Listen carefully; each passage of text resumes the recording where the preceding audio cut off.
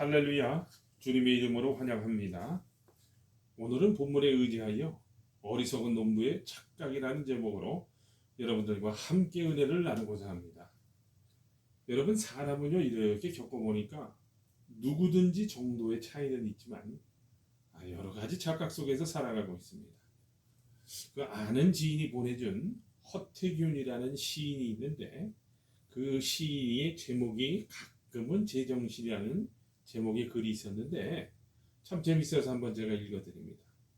나는 평균이라는 착각, 나만 혹은 나는 아니라는 착각, 나는 좋은 사람이라는 착각, 우리는 하나라는 착각, 나는 착각하지 않는다는 착각. 하지만 착각하는 자에게 복이 있다. 착각은 자유다. 그래서 행복하다. 착각을 즐겨라. 그렇습니다, 여러분. 이처럼 착각이 있어서 더 행복한지도 모르겠습니다. 그러나 여러분, 우리가 크리스찬으로서 이 땅을 살면서 우리가 착각하지 말아야 할 일이 있습니다. 오늘 성경 말씀에 어리석은 농부와 같은 착각이라는 거예요. 한 농부가 있어 추수 때가 되어 소출이 풍성하며 이런 계획을 세웁니다. 곡식 창고를 헐고 다시 크게 짓자. 그리고 가득히 쌓아두고 평안히 쉬고 먹고 마시고 즐기자. 그러나 하나님께서 그 다음에 이렇게 말씀하십니다. 어리석은 자여, 오늘 밤에 네 영혼을 도로 찾으리니 그러면 네 입이한 것이 네 것이 되겠느냐. 이처럼 많은 사람들이 이 농부와 같은 착각 속에 살고 있습니다. 그들의 착각은 그들이 잘못된 인생관에서 볼 수 있습니다. 그렇다면 여러분, 오늘 본문에 나오는 농부의 어리석은 인생관은 어떤 걸까요? 첫 번째입니다. 아주 이기적인 인생관입니다. 21절을 봅니다. 자기를 위하여 재물을 쌓아두고, 그렇습니다. 자기만을 위한 지극히 이기적인 인생관이라는 거예요. 이 사람에게는 하나님의 나라와 이웃에 대한 생각이 없었습니다. 여러분, 이 농부가 얼마나 이기적인지 영어 성경을 보니까요, 내가라는 단어와 나라는 단어, my라는 단어가 한글 성경에서는요 각각 6번과 5번, 그렇게 해가지고 토탈 11번이 나옵니다. 이처럼 이 농부는요 지극히 자기중심적이었습니다. 우리가 사는 세상은요, 그러나 여러분 혼자만이 사는 것이 아닙니다. 아리스토텔레스의 말대로 인간은 사회적인 동물이에요. 하나님께서 가족을 만드시고 교회를 한 몸으로 부르신 것도 사회적인 인간임을 의미합니다.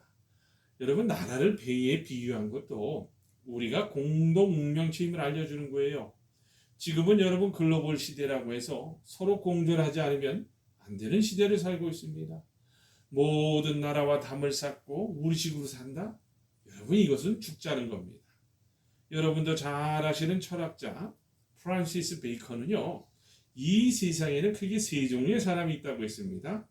첫째는 있어서는 안 될 사람이요, 둘째는 있으나 마나한 사람이며, 셋째는 꼭 있어야 할 사람이라고 했습니다. 이것을 거미와 같은 인생, 개미와 같은 인생, 꿀벌과 같은 인생으로 나누기도 합니다. 또 혹은 마이너스 인생, 이꼬르 인생, 플러스 인생이라고도 합니다. 그런데 농부와 같이 이기적인 사람은요, 거미와 같은 있어서도 안 될 마이너스 인생이라는 거예요. 남에게 해를 끼치는 일을 하면서도 나만 살면 된다는 것은 여러분 악한 생각입니다. 여러분, 이런 이기적인 인생 속에는요, 하나님 사랑, 이웃 사랑이라는 신앙이 존재하지 않습니다.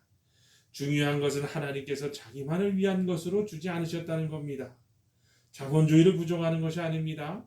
여러분, 성경을 보면요, 자본주의는 하나님께서 내신 겁니다. 그래서 우리는 자기의 재능과 소질을 다해서 생육하고 번성하며 정복하고 다스리며 자기가 가진 자본을 다하여 사업도 하고 번창하는 꿈과 희망을 가지고 나가야 되는 거예요. 이것은 우리가 잘 사는 강력한 원동력이 되는 겁니다. 그러나 사회주의는 절대로 안 됩니다. 지금 우리가 내는 세금과 여러분 중소기업, 대기업이 내는 세금이 얼마고 복지에 투자하는 돈이 얼마인데, 우리는 이 세금만 가지고도 자본주의의 약점을 충분히 여러분 커버하고 있으며 다른 사회주의 국가보다 이미 몇 배나 더 큰 파이를 나누고 있고 더 많은 것을 국민들에게 혜택을 주고 있습니다. 여러분, 이런 말이 있습니다. 쇠고기국의 이바.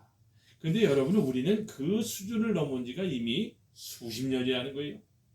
여러분 사회주의가 말하는 그 이상세계를 이미 뛰어넘어서 이 우리나라 대한민국은 복지 선진국가로 들어섰다고 봅니다. 여러분 잘 아셔야 합니다.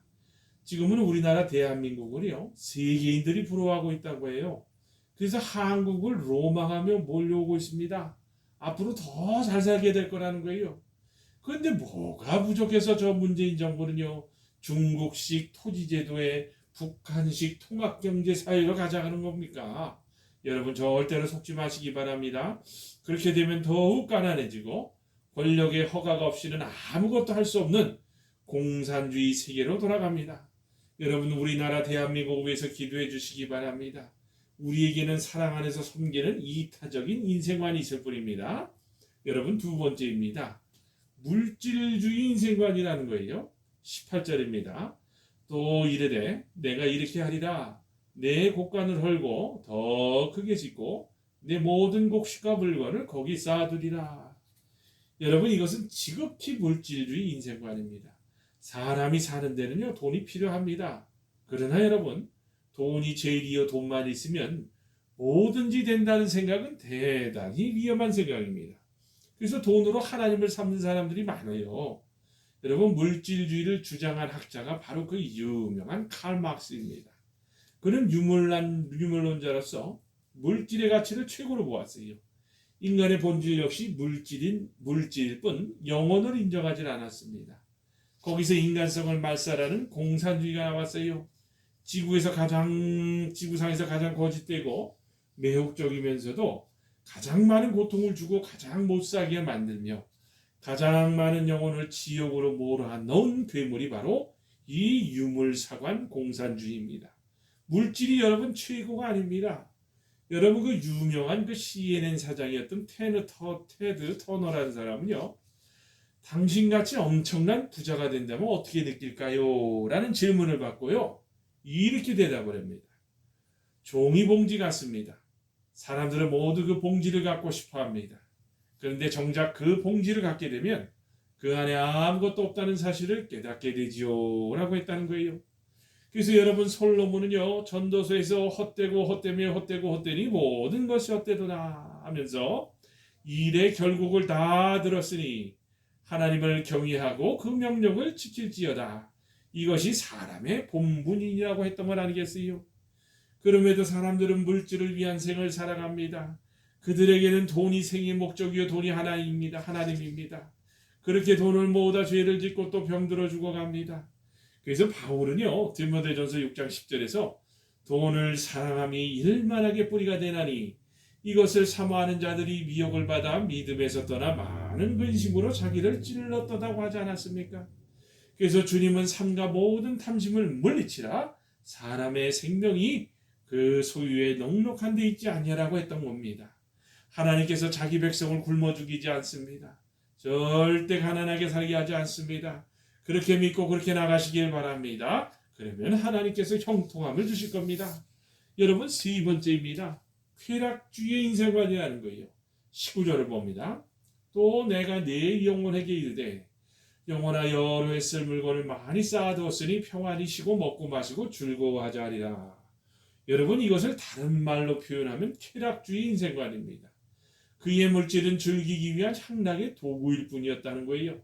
육신적인 쾌락이 진정한 행복일까요? 여러분 오늘날 방종과 방탕한 성문화, 동성애 여러분 이런 것들이 크게 확산되고 있습니다.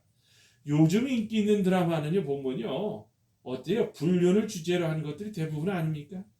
그 결과 우리나라도요 가정 파탄이 급속도로 들어가고 있다는 거예요. 또한 먹고 마시는 음식 문화가 보통 심각한 수준이 아닙니다. 그래서 속된 말로 먹방 프로가 대인기라는 거예요. 잘 먹는다고 행복하지 않습니다. 여러분 성인병은 보니까요 되게 잘 먹어서 오는 병이라는 거예요. 여러분 음주 문화는요 더 심각합니다. 우리나라 알코올 소비량이 세계 제1위라고 하지 않습니까? 우리 믿음도 육신 좋다는 대로 해주면 다 버립니다. 좀 더 자자, 좀 더 눕자, 좀 더 편해보자는 주의로 나가면요 여러분 그 믿음은 죽는 겁니다. 우리의 마음과 뜻과 정성과 힘과 목숨까지도 들여 우리는 어떤 상황에서도 하나님을 섬길 수 있어야 합니다. 성경은 분명하게 이야기합니다. 하나님의 뜻은 이것이니 너희의 거룩함이라. 하나님이 우리를 부르심은 부정케 하심이 아니요 거룩케 하심이니 그러므로 저버리는 자는 사람을 저버림이 아니요 너희에게 그의 성령을 주신 하나님을 저버립니다. 여러분, 마지막 네 번째입니다. 비양심적인 인생관이라는 거예요. 21절입니다. 자기를 위하여 재물을 쌓아두고 하나님에 대하여 부여하지 못한 자가 이와 같으니라. 여러분, 이 말씀은 지금 농부에 대한 교훈입니다. 농부처럼 복을 받았지만 하나님과 그 말씀은 안중에도 없었습니다. 비양심적인 인생관입니다. 하나님을 위해서는 왜 그렇게 손이 작은지, 우리를 사랑하사 나를 위해 죽으시고 나를 위해 다시 사시고 승천하시고 또한 그리고 부르셔서 영원히 구원하신 하나님이신데 무엇이 아깝습니까? 주를 위해 살지 못하는 우리 모습이 너무나 비양심적입니다. 예수님께서 10명의 문둥병자를 고쳐주셨는데 한 명밖에는 살해하러 오지 않았다고 합니까? 감사보다 그들의 마음이 잘못되었습니다. 그래서 안타까운 마음으로 그 아홉은 어디 있느냐라고 물으셨던 걸 알겠어요. 여러분, 우리는 최소한 양심적일 수 있어야 합니다. 그것이 하나님을 마음으로 섬기는 거예요. 사랑하는 여러분, 말씀을 맺습니다. 오늘날 사람들은 무수한 착각 속에서 멸망을 향해 달려가고 있습니다. 여러분, 이제 2021년도도 얼마 남지 않았어요. 하나님 없는 어리석은 농부와 같은 인생을 살면 안 됩니다. 이기적인 인생, 물질적인 인생, 쾌락적인 인생, 비양심적 인생을 멀리해야 합니다. 우리 모두 하나님 앞에 설 날이 있을 겁니다.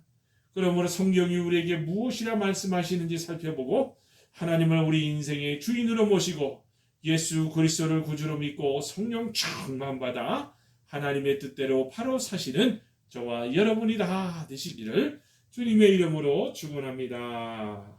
아멘.